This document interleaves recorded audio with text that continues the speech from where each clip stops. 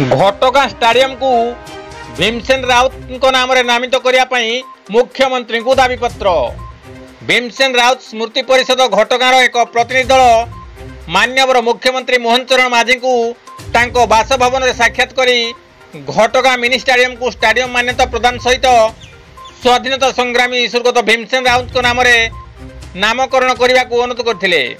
विशिष्ट स्वाधीनता संग्रामी प्रजामंडल आंदोलन अन्यतम उद्योक्ता तथा समाज संस्कारक स्वर्गत राउत गांधी एवं गोपबंधु को आदर्श अनुप्राणित होई सारा जीवन माँ तारिणी मंदिर उन्नतीकरण करी स्थानीय अंचल एक भिन्न परिचय सृष्टि करिपारिथिले।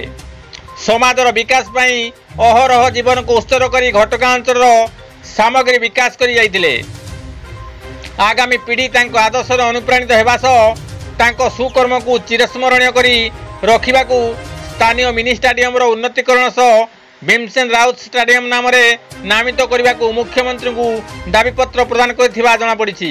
उक्त प्रतिनिधि मंडल में विकास परिषदर अध्यक्ष कुलमणि मंडल, संगठन संपादक उज्ज्वल साहू, स्वतंत्र निमंत्रित सदस्य राधाकांत राउत, मुख्य परामर्शदाता प्रोफेसर सनत रथ, आवाहक अशोक कुमार नाथ, सत्यप्री महांती, अनादि सिंह प्रमुख आलोचन भाग नहीं प्रथम मुख्यमंत्री भाव तारिणी मंदिर परिसर में स्वर्गत भीमसेन राउत को प्रतिमूर्ति रे माल्यार्पण पूर्वक श्रद्धांजलि ज्ञापन करिथिबा माननीय मुख्यमंत्री मोहन माझी को परिषद तरफ साधुवाद दिया।